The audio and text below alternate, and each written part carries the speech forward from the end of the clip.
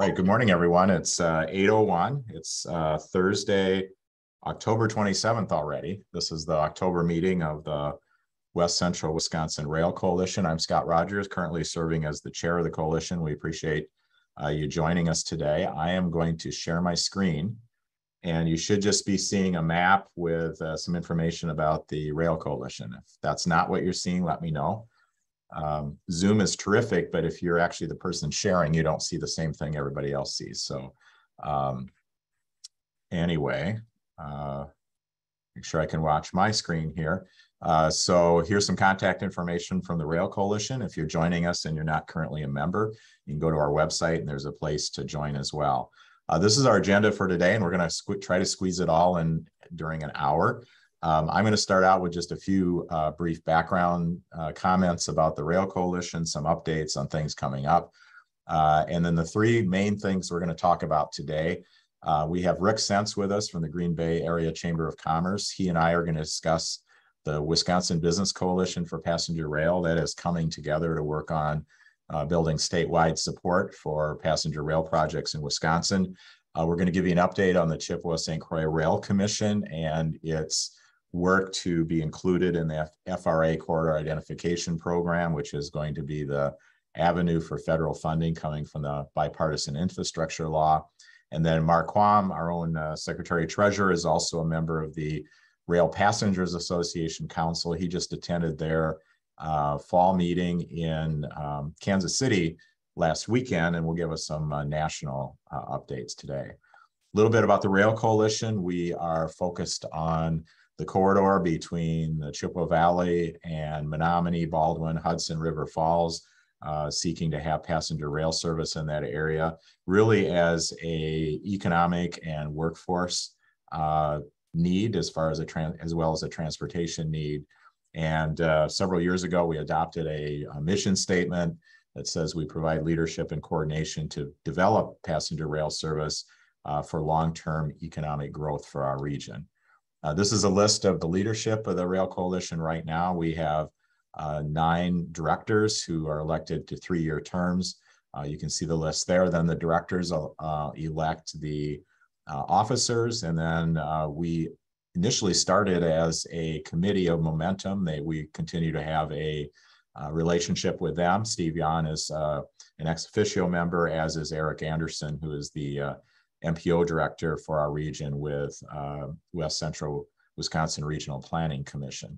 Some of the impetus of the Rail Coalition goes back to the late 90s when Wisconsin was a leader in the Midwest Regional Rail Initiative. And the map I'm showing here showed our region as only a bus connection to a network that was being envisioned. And the leadership of the Rail Coalition at that time worked on how can we be included because of our fast growing region and our significant population here. And so there have been various reports over the years, including one in the mid-2000s showing that it would be feasible to include passenger rail service through our region. And subsequently, the Minnesota State Rail Plan includes Eau Claire to St. Paul in its vision. And then this is the current Wisconsin State Rail Plan, which shows future service through our region as well. More recently, as additional investment in passenger rail service has been envisioned, this is a map that Amtrak released. National, this is focusing in on the upper Midwest, and they envision the same routes as in the Wisconsin Rail Plan as being future corridors that are worthy of being developed. And then the FRA last year came out with its regional rail plan network, a very high level study, but it showed Chicago, Milwaukee, Madison to the Twin Cities as a very high potential corridor. And even we talk quite often back to the future. There's even additional talk now of restoring passenger rail service across southern Montana. And at one time in the early 19-teens, the North Coast Limited, which ran on that route, actually stopped in Eau Claire. So the options that we see for passenger rail service in our region include the thing we've been working on for a while, and that's a frequent regional corridor between Eau Claire and the Twin Cities, as well as through service from Chicago to Milwaukee to the Twin Cities, additional frequencies on the Chicago to Milwaukee route to Twin Cities route, looking at the FRA Midwest plan, possible long distance service, and then taking advantage of potential shuttle connections to existing Amtrak stations such as Chippewa Valley to Tomah. We've been looking around at the benefits of passenger rail service, and we can see how it can lead to economic development in cities. And we've also seen where commissions and authorities and other local or regionally based organizations of some official stature have been very instrumental where passenger rail service has been successful in making it happen. In Chicago, here in Wisconsin, the Chicago to Milwaukee Hiawatha service has really been a model for corridor development and a very useful on-time service that a lot of people use. And the state of Wisconsin has been working on with Minnesota to add a second train on the current route, which also is envisioned to include shuttle connections to places like the Chippewa Valley. And that is moving closer to reality. And I did want to let everybody know that WSDOT and MnDOT just announced 2 meetings coming up as updates on this. There's one next Tuesday in La Crosse and one next Wednesday in Winona. I did have a chance to talk to Lisa Stern from WSDOT on Tuesday, and some of us knew this already, but they have all along been saying 2024 as an implementation date. But because of the recent agreement between CP and Amtrak, it allows the service to start sooner, and they are working very hard to get the service started sometime next year. And I asked her about the shuttle connection. She said once they have a service date, they plan to get involved in that, work on that, start working with localities to help make that happen.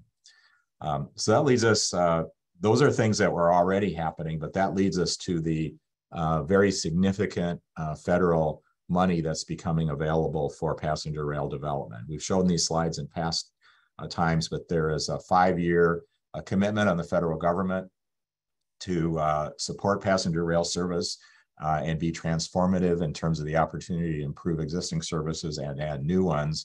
And just a perspective here, you can see the last 5 years of this chart, which is starting with the current fiscal year, shows that each year more support for passenger rail service nationwide is envisioned than we'd seen over the last 10 years combined, and that goes on for 5 years. So the important part of that is we have had some successful passenger rail development here in Wisconsin, and we want to see more. With the federal money becoming available, it's going to be important for our state to be ready to do that and to be supportive of that. So I'm going to stop sharing my screen, but I'll share it again in just a moment because I want to introduce Rick Sense from the Green Bay Area Chamber of Commerce. Rick and I are colleagues. I'm the Vice President of Governmental Affairs at the Eau Claire Area Chamber, and Rick is Vice President of Government Affairs and Development, or I might have that backwards, at the Green Bay Chamber. He comes with a background in government service. He was the District Chief of Staff for Congressman Mike Gallagher, and before that, Congressman Reed Ribble. And so he is tuned into the political situation in Wisconsin. And Rick and I have been working together recently to create something called the Business Coalition for Passenger Rail here in Wisconsin. Rick, welcome. Thank you, Scott. Good morning, everyone. So we just said we were going to have a conversation. So maybe tell us a little, from your perspective, why is passenger rail important? What are you hearing from your business community, and why are we forming this coalition? Yeah, there's a lot of interest in passenger rail being extended up through Green Bay, and having Scott's passion for rail expansion here in this part of the state connected with his only just lends a lot of value to both of our efforts, I believe. But in Green Bay, the big focus has been there's that opportunity to travel to Milwaukee where you're actually able to just sit back and work on the train or read a book or visit with someone, and also by extension then to Chicago. And there's a lot of interest in that. There's also a lot of interest in the local connections. The Fond du Lac up to Green Bay stops would be Fond du Lac, Oshkosh, Appleton, and Green Bay.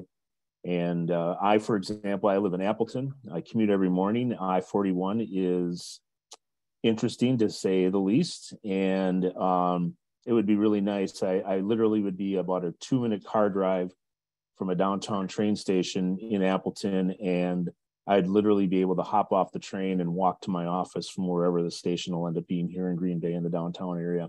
So I would definitely be one of those early riders. The other thing we're hearing up here, which is really interesting, is talent is a real issue for all of our employers, as I'm sure you all are dealing with there over in Eau Claire and in surrounding area. We here have been hearing from people, especially the folks that are 35 and under, when they're here talking about prospective jobs and opportunities in northeastern Wisconsin and the greater Green Bay area. A lot of times we're hearing from them as one of the things they would like to see that isn't here is passenger service, passenger rail service. A lot of these folks want to be able to just hop and go somewhere, maybe head over to Madison or Milwaukee for the weekend or down to Chicago, and they would like a convenient, easy way to do it and an affordable way to do it. And currently we don't have that. We've been hearing that more and more from employers here, that this is becoming a talent issue. And again, in our very challenging talent environment, you need to have all the things that you can get in your arsenal. And so certainly this would be one of those things that we would want to see included. So we know that a lot of federal money is going to become available. I've got some things to share from our commission meeting yesterday. There's some really interesting ways that FRA is approaching this. They want to make sure it gets out, but at some point there's going to have to be a local match for the federal money. And those of you involved in municipal and county government in Wisconsin know that there's very, very limited tools for localities to raise money for transportation. So it's probably going to need to be state support.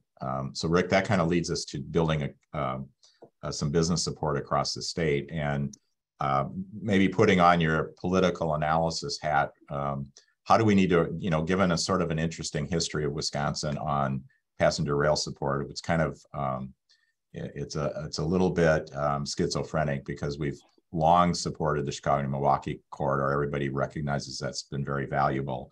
But we've also had proposed expansions that have gone down in flames that people have many years ago said would be a waste of money.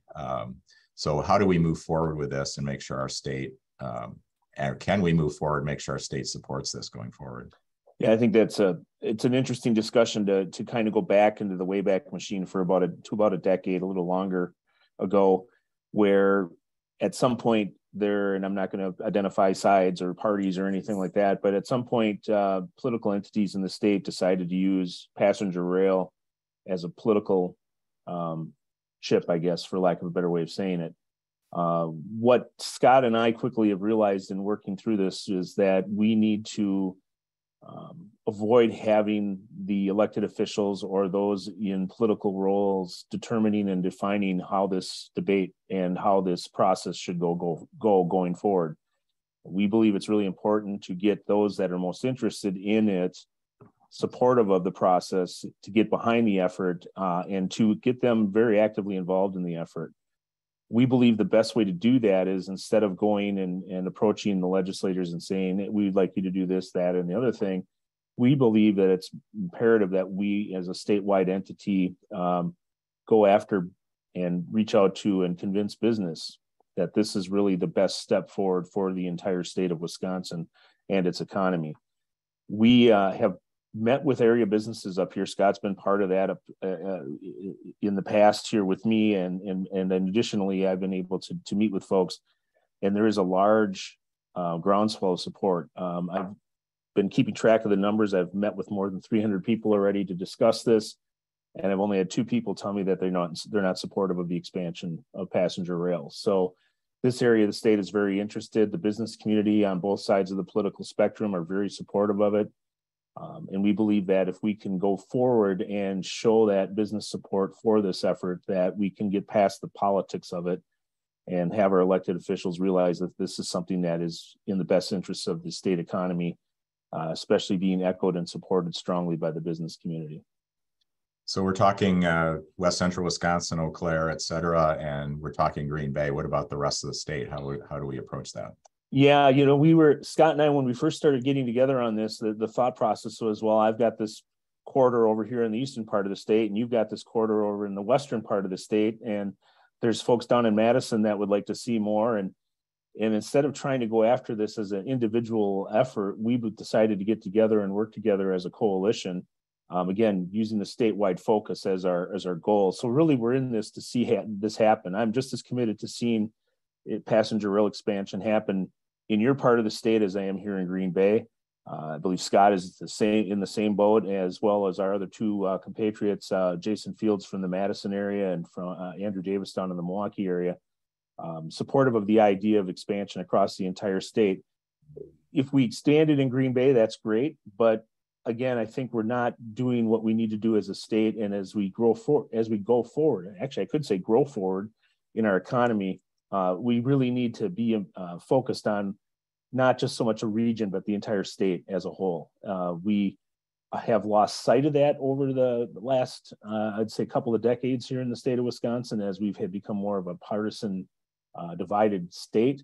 But I believe that going forward, and I believe this is one of those projects that actually can bring people together and focus on the greater good for the entire state, not just for an area or a regional concern.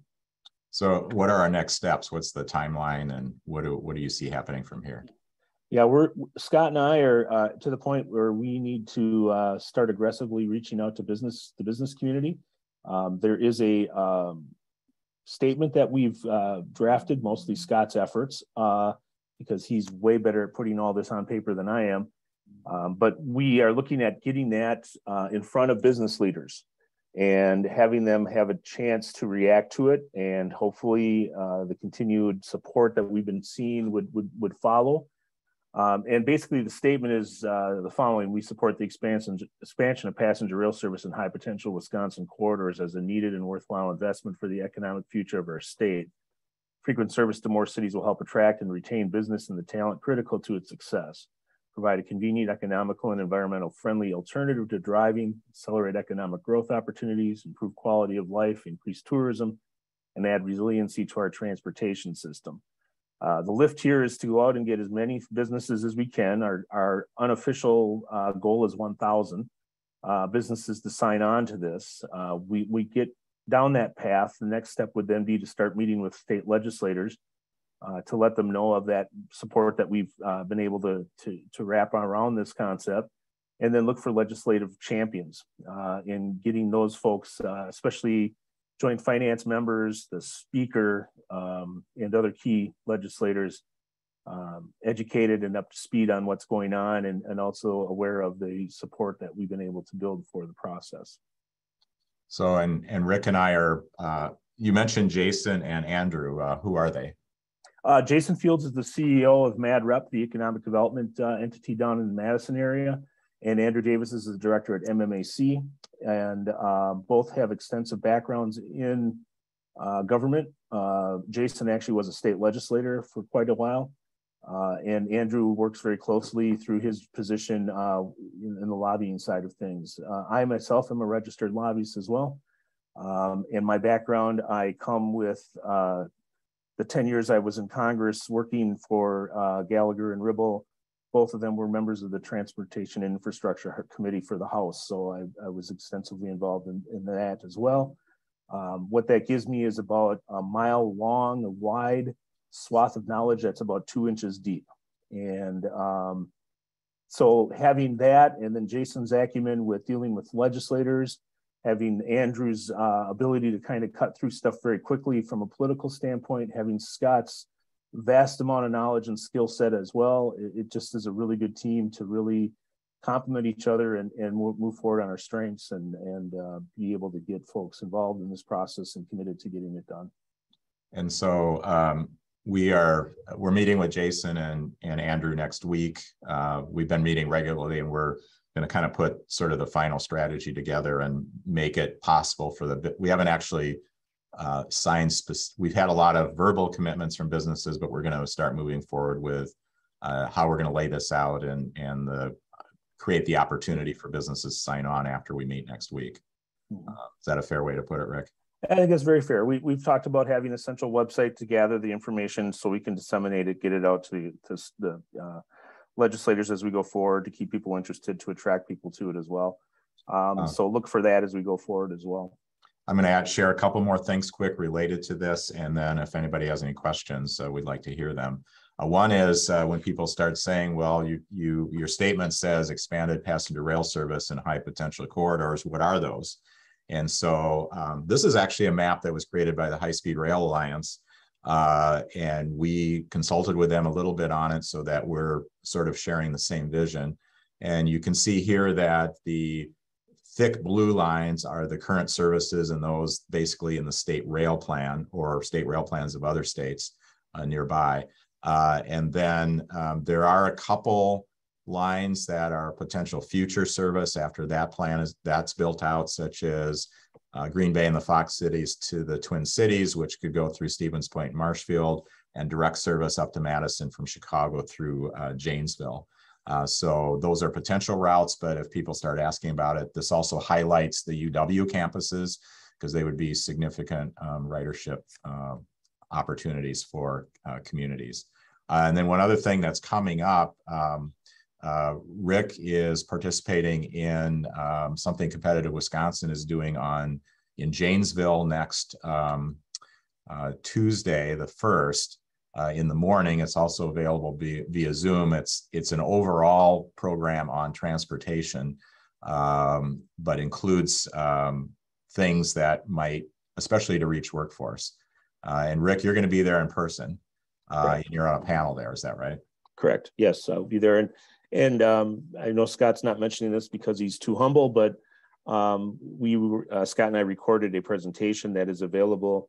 And I don't have the link, but I'm sure Scott would be more than willing to share it with everybody since I've now put him on the spot to do so. That will give you a little bit more background on the presentation and the materials that we've been sharing when we've been out making presentations in the community. Yeah, it's about a 20-minute, a little over 20 minute about 20 minutes. Presentation. They have released it as sort of a pre-meeting. There's some other presentations that are out there too. So. And I'll mention that today too. At the end, I'll repeat, actually you can even see my email address here. There'll be a few things that I'll mention today that there are links to reach. They're hard to share in a video format like this. So if you send me an email and ask for any of these specific links, this is also on YouTube. So you might be able to find it by just doing a Google search on YouTube. So does anybody have any questions for Rick and me? And you may need to speak up because I can't necessarily see everybody. So just go ahead. Jackie, I think I see your hand.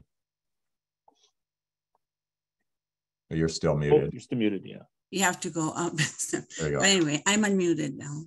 Yeah, Rick, it's really nice of you to be here and joining us. And I certainly like the posturing as far as the bringing on board the business community. I in my experience too, I always thought that one of the reasons or one of the real points that businesses were attuned to was the fact that anything spent in terms of improving passenger rail service or the development of affects the economy and et cetera. So therefore, what you do to improve passenger rail service automatically improves freight rail too. And that was something the business community was always interested in as well, especially certainly in the Green Bay area too, as well as our Eau Claire area.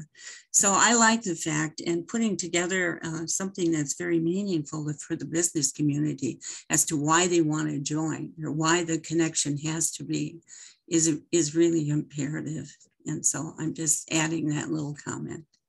All right. I kind of go back here historically because I've been here 22 years in rail. So, and I have the position Scott did before him. So there you go. Okay. Well, thank you. Yeah, you're welcome. We tried to get some good input. The statement we came up with, we wanted, we didn't want you to have to be sort of an expert in passenger rail or transportation to be willing to sign on to it.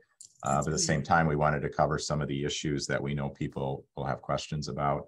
And we did share it out with some different people. In fact, Jan Johnson, who's on our call this morning, gave me some input and made some improvements to the statement. So we're going to go with that one and hopefully we'll get those 1,000 businesses. Any other comments or questions? Yes, Scott, this is Steve.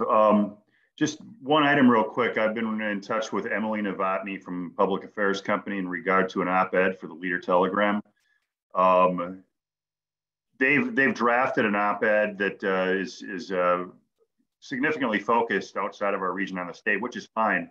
But would you be able to send me some of the slides that you presented earlier, or just some bullet points? I want to make sure that whatever is included in that hits the mark. I want to make sure this is a home run type piece and covers the bases as opposed to something that's kind of general. So, and if there are businesses in the industry that are already verbalized their support for this, if I could mention a couple of those, that'd be great.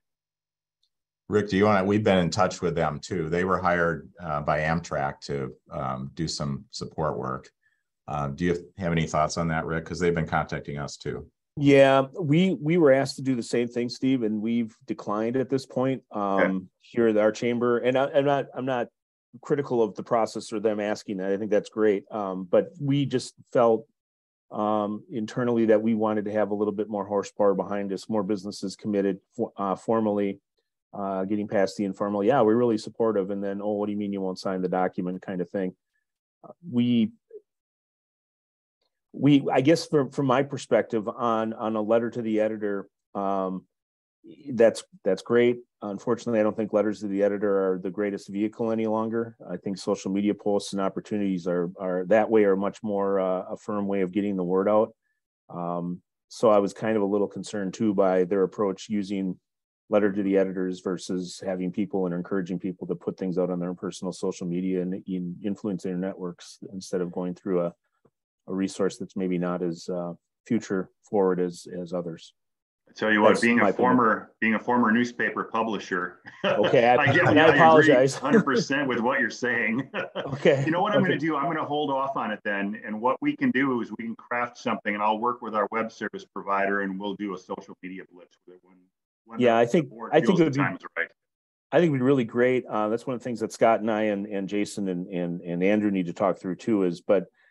Once we get businesses to support, I would love to, in addition to asking them to support by putting their business's name on the document, but then actually get them to commit to either doing a video or some sort of recognition of their support and posting it on their social media so that we can have like a library of those that we can refer to people. I think that's going to be more effective than just, showing a bunch of email links to newspaper letter to the editor pages to the state. Perfect. Yeah, and Steve, I need to follow up with you too, and so I'll put some things together, and we can talk about a strategy together. Sounds good. Scott, was I being fair with the letters to the editor? I mean, no, I don't know if you guys. It sounded like maybe you guys were not doing it. Well, we do those. We've done, it seems to me, columns on some issues here, and they have a place. I think maybe Rick and I thought it was a little early too, because we wanted to wait till after the election before we introduced the topic more publicly. So, Terry, I think you had a question. That slide up that had the WSDOT meetings next week, WSDOT and MnDOT meetings. Can you put that back up again, that information? Yeah, just a second. And while I'm doing that, any other questions?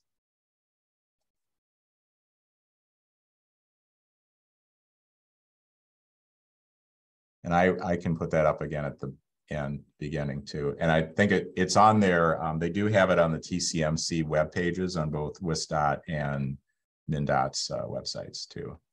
So it's 4:30 on the 1st at a place called Moxie's Hotel in La Crosse, and at a Sobieski Park Lodge in Winona on Wednesday. Great, thanks. I captured that. Thank you. All right, terrific. All right, we're going to keep moving because we're going to try to squeeze a bunch of things in the next half hour. And there'll probably be questions on some of those. And we'll share a lot of these things out on our email list too. But as we worked in our region to build support for passenger rail and see about implementing particularly the corridor along these lines, one of the lessons we heard was that from around the country, that when you have a local jurisdiction working hard on a project, you get better results. And so we were fortunate last year, our 3 counties and 6 of our municipalities passed resolutions to form under state statutes the Chippewa St. Croix Rail Commission. that focuses on the same region that the Rail Coalition does. And it now has the 9 government entities and the Rail Coalition as voting members. And then you can see the list here of other key implementation organizations such as the Railroad, WSDOT, and MnDOT, the counties in Minnesota that are on the line, as well as West Central Regional Planning, and then the institutions of higher learning. And the commission just met yesterday, and we heard a lot of things from FRA on what directions they're taking. And we've talked about this before, but the first step was in the corridor identification program was to submit an expression of interest, which basically says you've got an eligible entity that has a line that they want to see developed. And last month, then the Rail Commission submitted the through service between Chicago, Milwaukee, Madison, and the Twin Cities via our region as an expression of interest, as well as the Eau Claire to Twin Cities corridor as a frequent regional corridor. At the commission meeting yesterday, Peter Schwartz and Wynn Davis from FRA provided a presentation on what's happening with FRA. There is going to be a notice coming out probably about mid-December as to the next steps in this process. But you can see a little bit here. This is one of their slides from yesterday. Initially, they are soliciting proposals to implement new or improving existing corridors. They're going to select corridors for development. They'll partner with sponsors, and then they're going to develop for service development plans, and then they're going to create a corridor project inventory. And this is kind of the flow, and there's a lot of stuff on this slide, but the first thing was the expression of interest. And then they're going to ask for submissions of corridor proposals. And it looks like that'll be coming out in mid-December, and there'll be a 90-day window to enter those corridors. And then what's really interesting about this is there's going to be a project planning step. And if a corridor gets selected for that, it will come with it $500,000 in seed money for planning and development with a 0% match. And in fact, if not all of it's used, it could be retained and used for the next stage, which is service development plan, which does require a 10% match, but still a fairly low match level. So FRA was quite clear that their intent is to get this out here, get this program going. And maybe one of the most significant parts of it is right now, all of the passenger rail development projects are competitive grants, or most of them are. It will be competitive to get in the program, but once you're on the list and your line is on the list, it becomes more like other federal transportation programs, and it essentially becomes a formula program. And so it will eventually go to a 20% match when you actually get into some of the programs and developing corridors. And so initially, you can move forward on a corridor at a fairly low cost of entry with federal planning money if you're selected and you have a strong enough case. But there will eventually need to be local matches to make all this possible. The commission meeting was recorded, so if anybody wants to view the meeting, I have the link to that as well. And a couple things we're moving forward on then, the Amtrak Connexus plan and state rail plan do envision through service through our region. And then we've also been working with AI Pro, which is the trade group of the independent contract operators, the 4 companies you see here who are very interested in getting in the intercity passenger rail business. For instance, Herzog has operations around the country. This is a list of some of the places that these companies have. And we are working, the commission is contracted with a consultant who is also the manager of the AI Pro Association to put together something called a market sounding over the next couple months to develop a proposal and a process to work with the host railroad and other entities to come up with a corridor plan and select a potential operator. That gets into a lot of detail, and I can share some of that later, or we'll talk about it at the next meeting.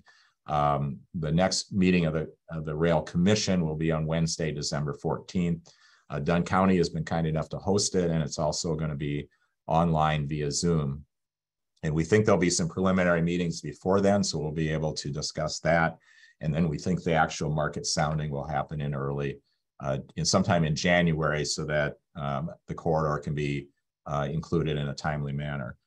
We do know that WSDOT in the very near future is going to be submitting all the state rail plan corridors as well. So it will be important to coordinate with WSDOT on what's going forward.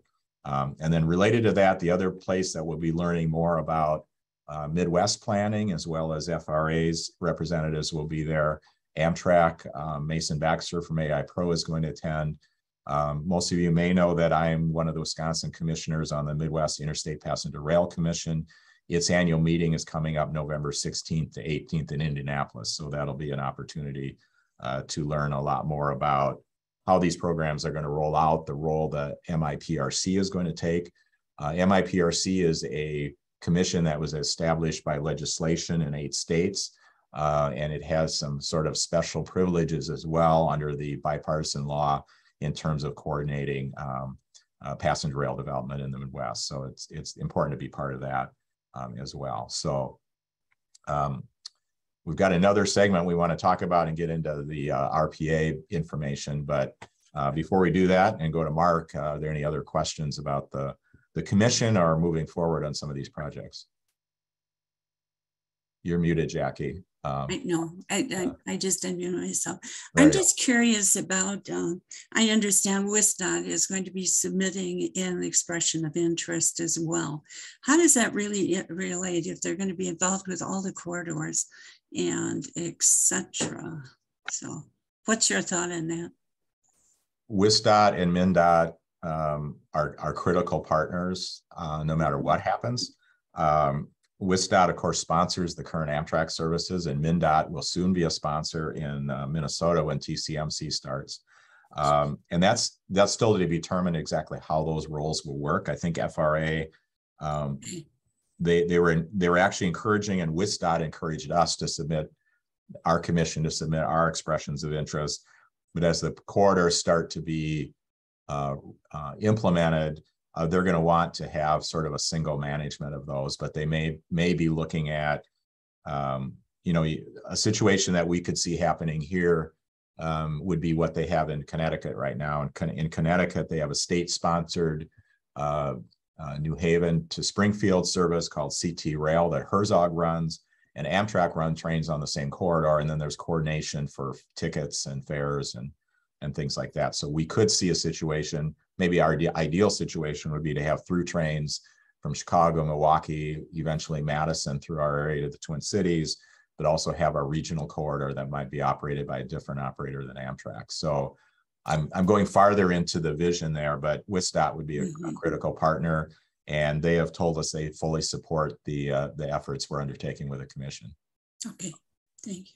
I'll mention too that Jim Dunning, who's also on our board, is chair of the commission. He's the Eau Claire County rep, and on the call with us this morning is Gary Steen, who's a county board member in Dunn County, is the vice chair of the commission. And then Eric Anderson is on board. He's one of the ex officio members, and then Ann Schell is the other representative designated for the Rail Coalition for our membership. All right. Scott, Bill Anderson here. Yeah, go ahead, Bill. I sat in yesterday on the that meeting that you had, and for the ones of us that aren't day-to-day involved in the commission, the Rail Commission, I think that you should take a couple hours and look at that, get that recording from Scott of yesterday's meeting. It really puts a lot of information out there, and it really satisfied my desire to know more about what's going on. I think the rest of our directors and other interested people should really get a copy of that, and it'd be a worthwhile hour and 45 minutes to watch.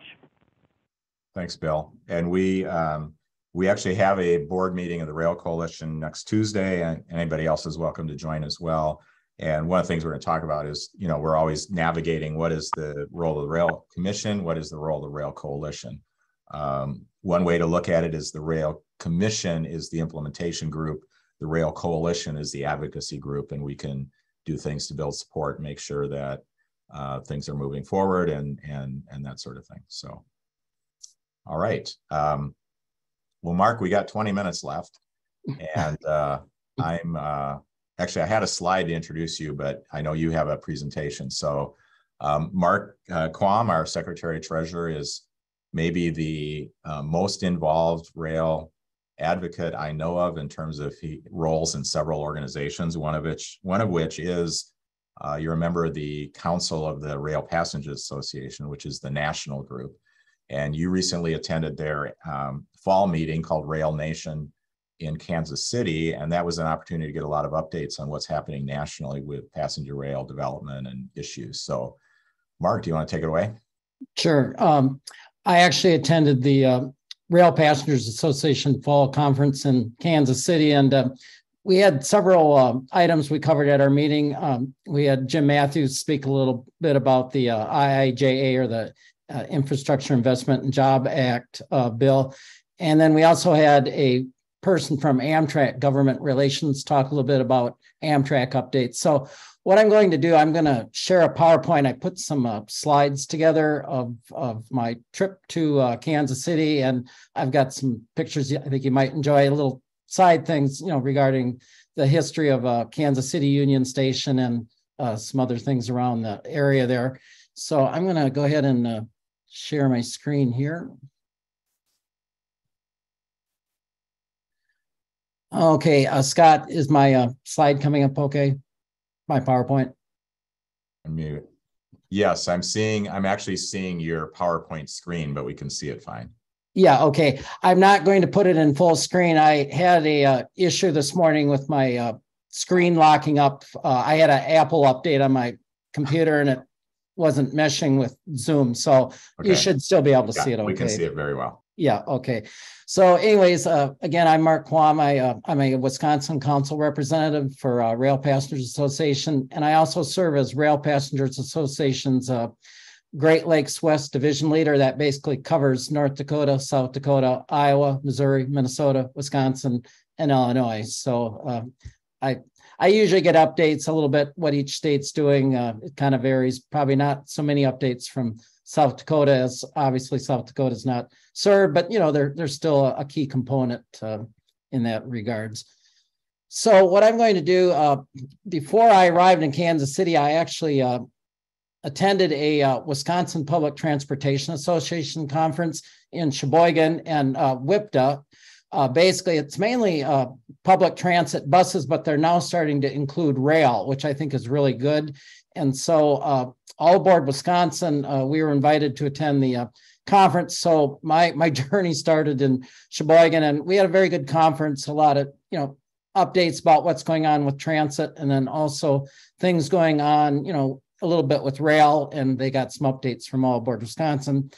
That was a 3-day conference. And then basically I left Sheboygan, and this is Sheboygan's City Bus Transfer Center. It serves as their main downtown bus transfer center, but also the Mega Bus Coach USA bus comes in there. So I hopped on the Coach USA bus, and then I went down to Milwaukee and stayed overnight. That's the Coach USA bus that runs from Minneapolis over to Eau Claire, to Wausau, Green Bay, and then down through Manitowoc and Sheboygan. And it's pretty reliable service.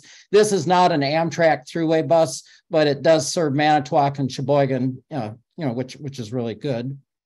And then I boarded the Hiawatha service early morning. I had a 6:15 a.m. train to catch to make my 9:30 connection in Chicago. And this was the Hiawatha service. I took the Illinois service down to Alton, Illinois, which is just over by St. Louis.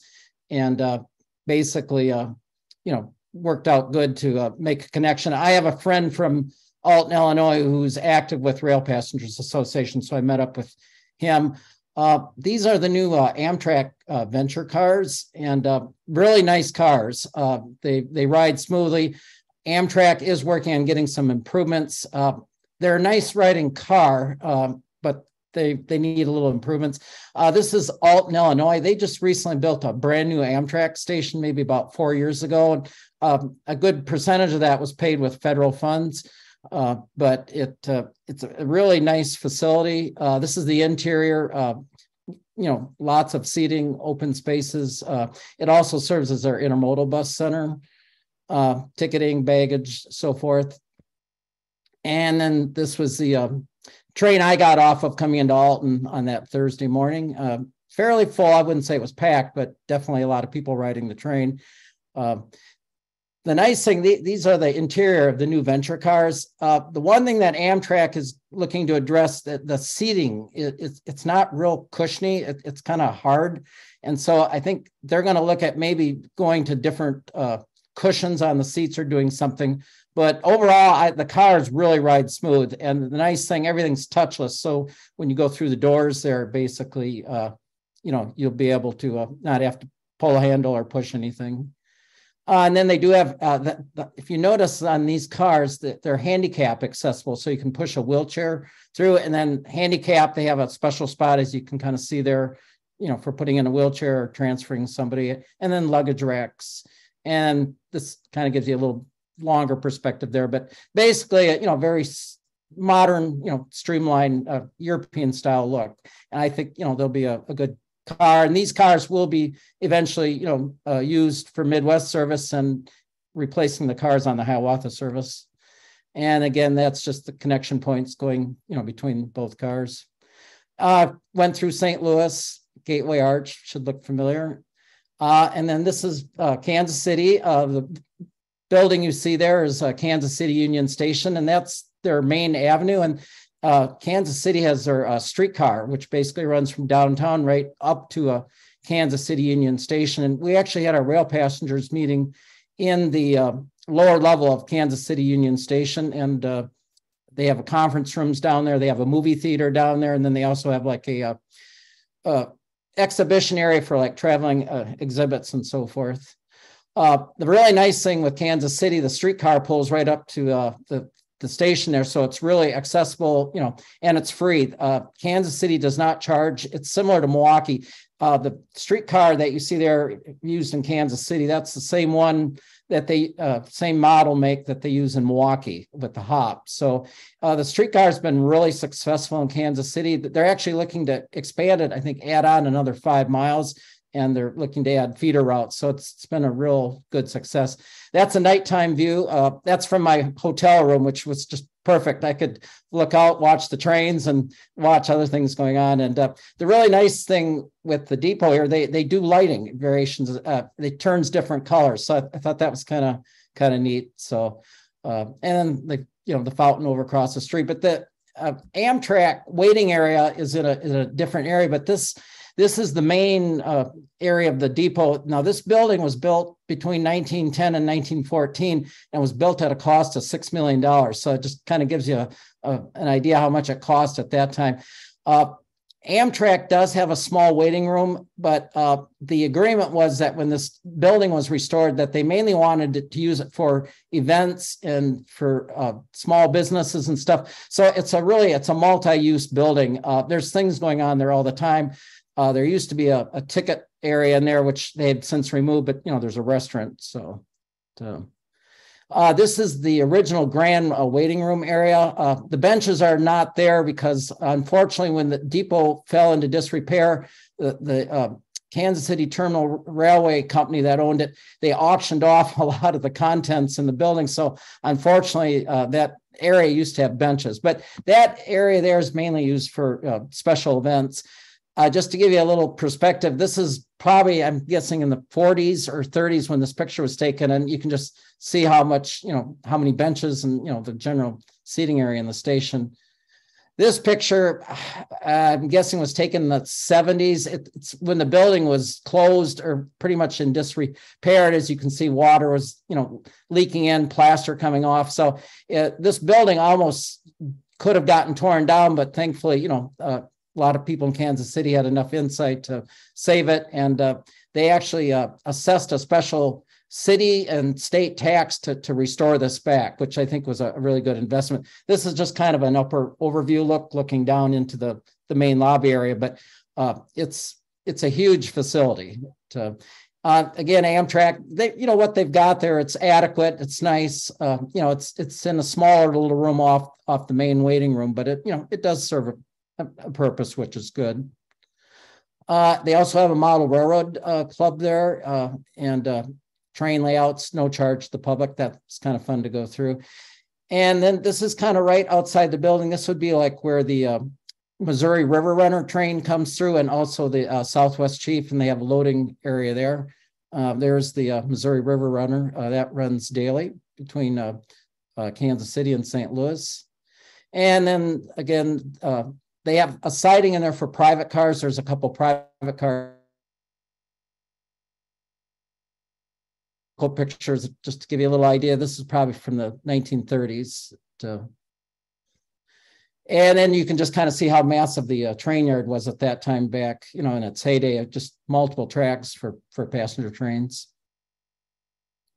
And then again, this is just kind of the main floor area of the station. And that building you see in the back, Western Auto, that building was put on the National Register of Historic Deeds in the National Register. So that one, it's kind of a neat building. And then there were a couple private cars there over the weekend when I was there. Some marketing firm was there. I'm not sure, who was there with that car, but it was interesting to see.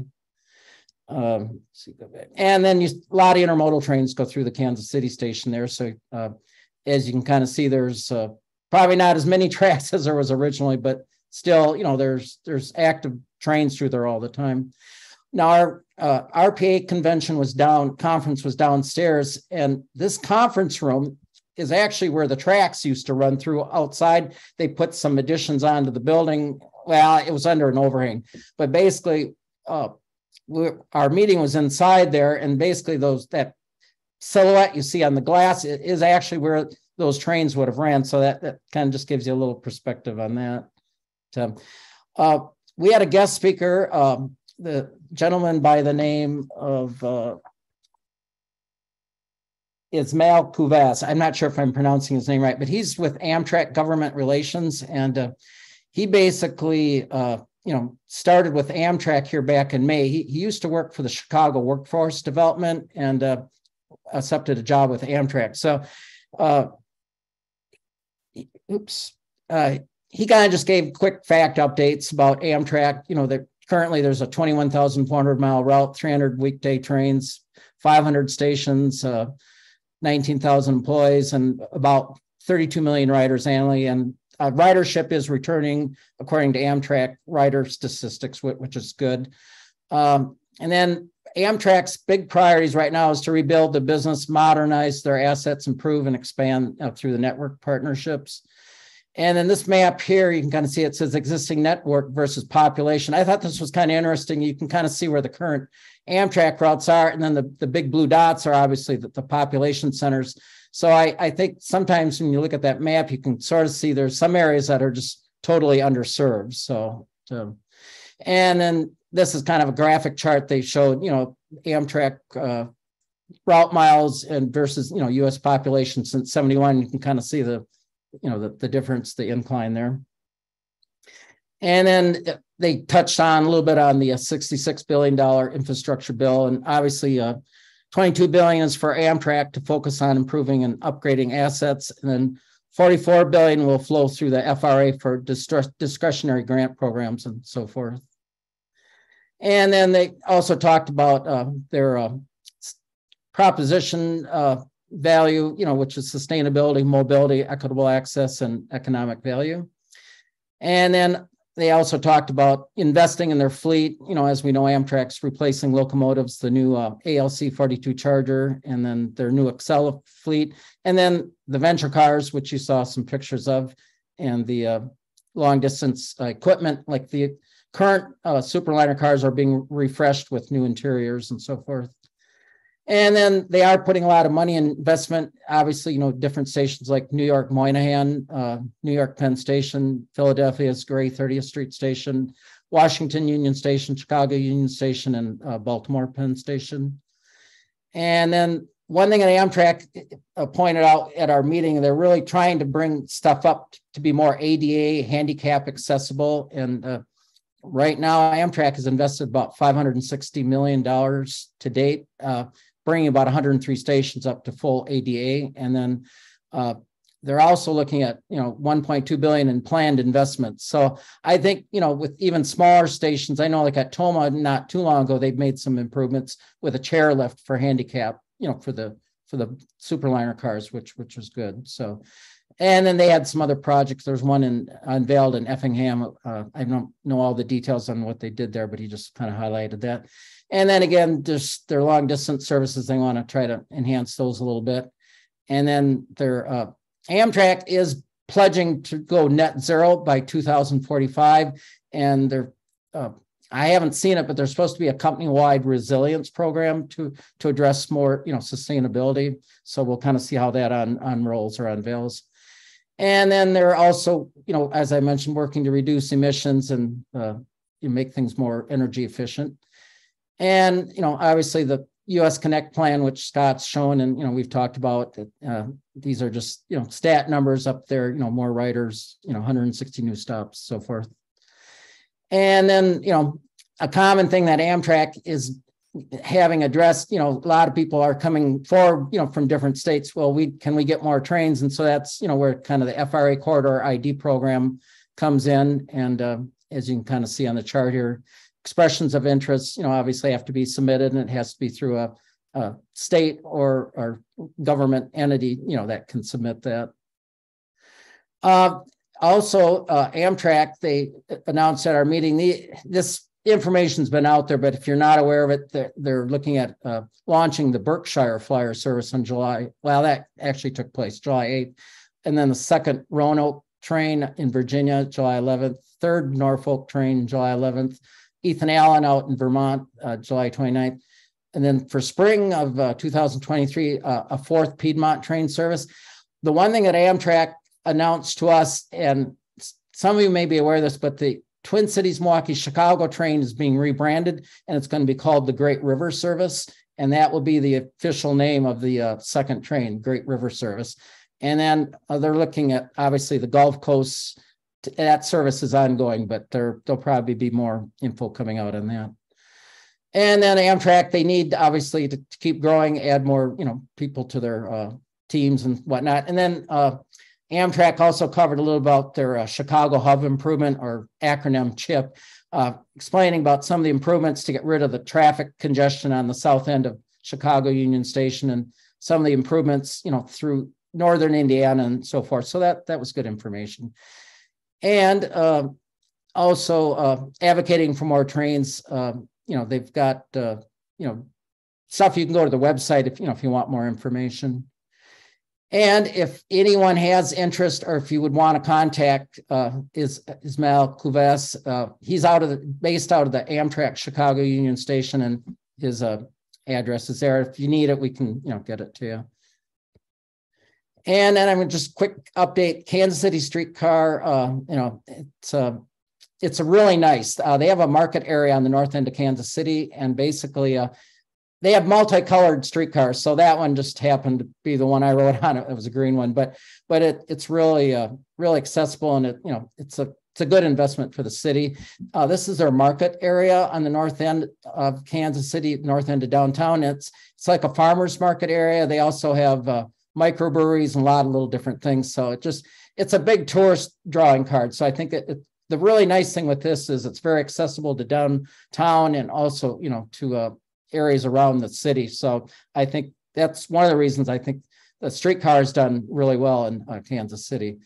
They basically put in about 102 million in investments, and it actually started in May of 2016, and groundbreaking was back in 2014. And this just kind of highlights the red line. Basically goes at the bottom of the screen. There is the end of the line currently as it is, and then it goes up to the north end. But there are plans, to go down.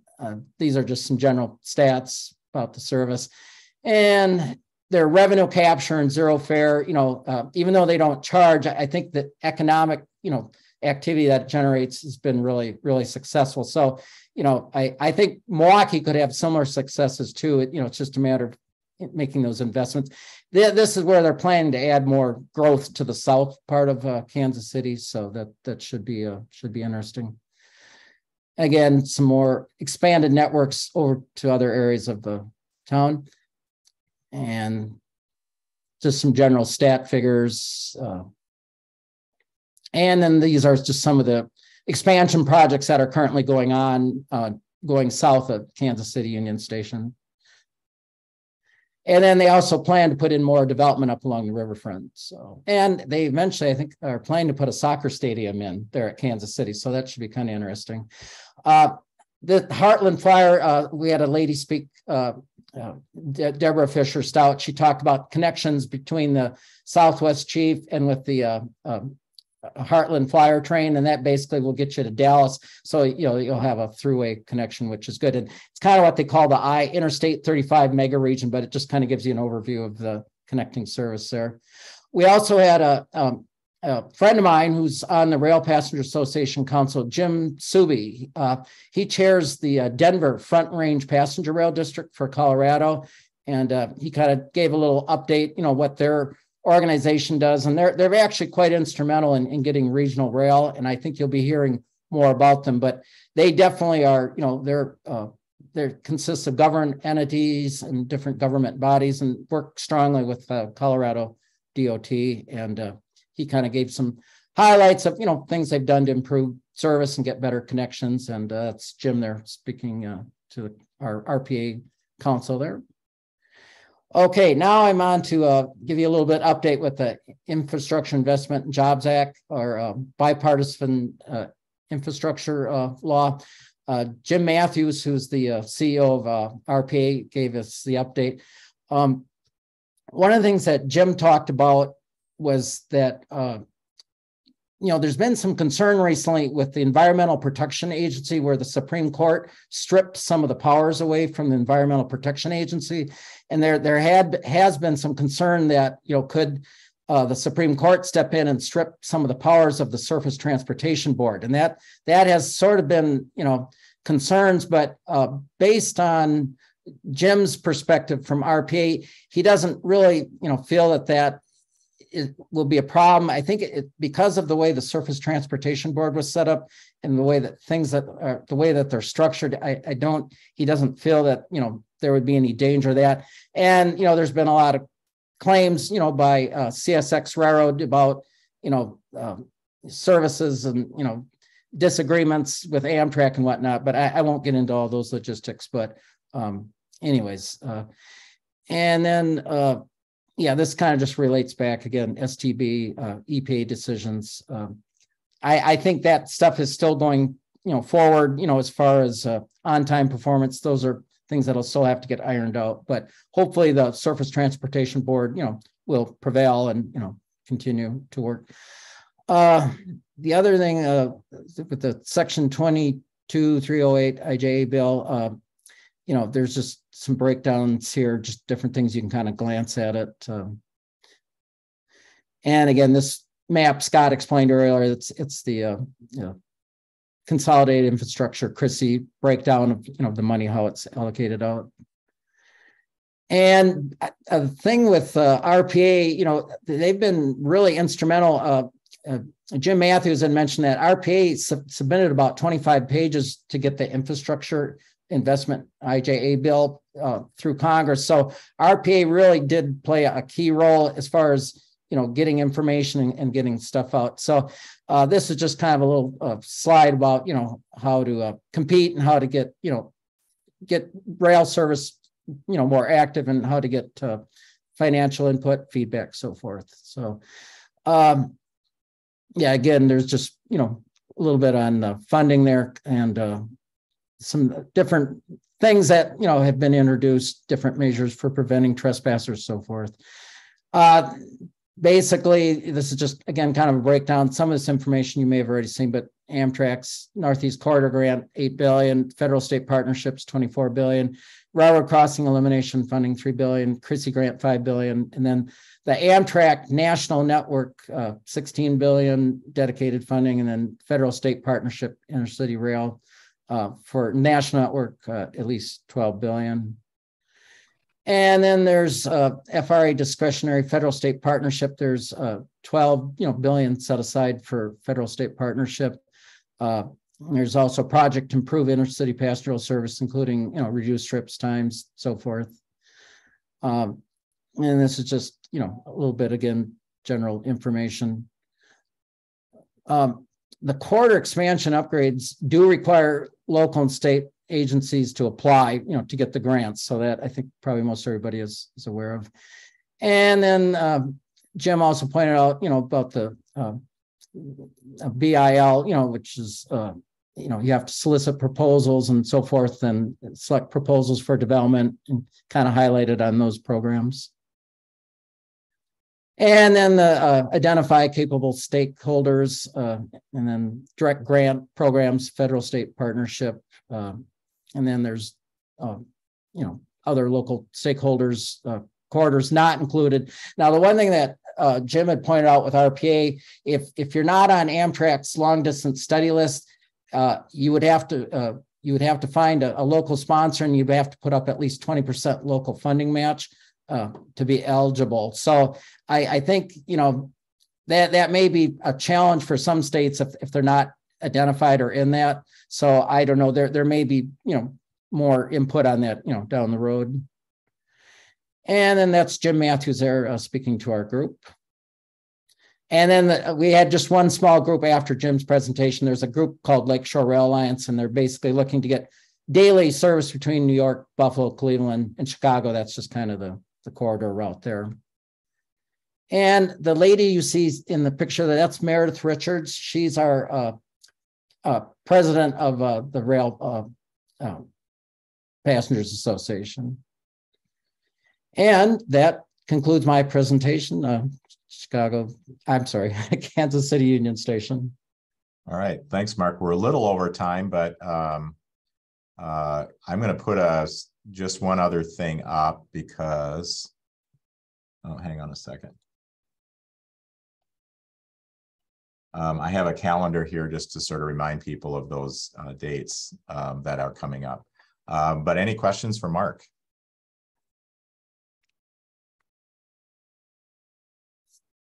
Yeah. Hey, Scott. Oh yeah, go ahead. Oh, hey, Scott. Hey, that's great that you put the WISART meeting Saturday. Mark Quam has the Zoom link. And the Zoom link would be free. Right. So if anybody wants to attend that, you send us an email, we'll get you the link. But that's on Saturday, and they got some speakers from WISDOT and Amtrak and Ramsey County. So if people are free to take that in on Saturday, either online or in Madison, that's coming up. So I did put some of the dates of other things because we threw a lot of them out there today. So, and again, I did want to mention that our next meeting of the Rail Coalition will be on December 15th. It'll be a Zoom meeting like this. And then we are planning to do our annual meeting on January 26th at 8 a.m. We are tentatively planning that to be an in-person meeting, possibly hybrid, but get that on your calendar and we'll have more information on that. And then again, here's some contact information. So if you want a follow-up link on any things that were said today, feel free to email the Rail Coalition or me and we'll get those to you. So any other questions for Mark or anything else for today? Scott, this is Crystal DuPont from WISDOT. Yeah, hi, Crystal. Hi. Just a quick thing for me, for potentially Rick and you as you go out and talk with, you know, Jason and Andrew. Part of what I do for passenger rail is that commercial performance marketing. And part of what you're talking about is what I'm highly interested in, you know, and talking to those businesses. I do that myself. But in addition to that, you know, I develop some of the products for the service, meaning, you know, the discounts, the offers, things like that. And one of the things I'm pushing Amtrak for is a corporate type of program that they already have for the Acela. They haven't allowed that for the state so far, and they're kind of interested. So if you or Rick, you know, potentially have some time, I'd love to chat with you in what you're doing, because I'd love to get my name out there and get them, you know, talking, because if I can show interest to Amtrak that the businesses would be interested in a corporate type program, it's something that we could get going, you know, starting with the Hiawatha and maybe the Great River service, but extending it through the Midwest as well. So you've got my contact information, but I'd really appreciate it if you guys would be interested in chatting with me. Yeah, certainly. Thanks. All right, anybody else? I'll put those dates up here one more time because that was a lot of information. You know, if anybody can attend the TCMC meetings next week, you probably find that of interest. There was a note in the meeting notice that the PowerPoints, et cetera, will be available afterwards on the websites that WSDOT and MnDOT have. And then the next Chippewa St. Croix Rail Commission meeting, we'll get that email out with links to that. That's open to the public. You can attend, or it will be a hybrid meeting. So there's an opportunity to attend via Zoom, like Bill Anderson mentioned he did yesterday. And then the day after that is when our next coalition meeting is. So, and then once again, here's our contact information. Scott, will you be sending those dates out? Yeah. Okay, thank you. We'll get an email to the coalition list. And if anybody on this call also is not getting the emails from the coalition when we have meetings, send an email to the West Wisconsin Rail at Gmail account you see here, or to me, and we'll make sure you're on the list to get future notices. Okay. Thank you. All right.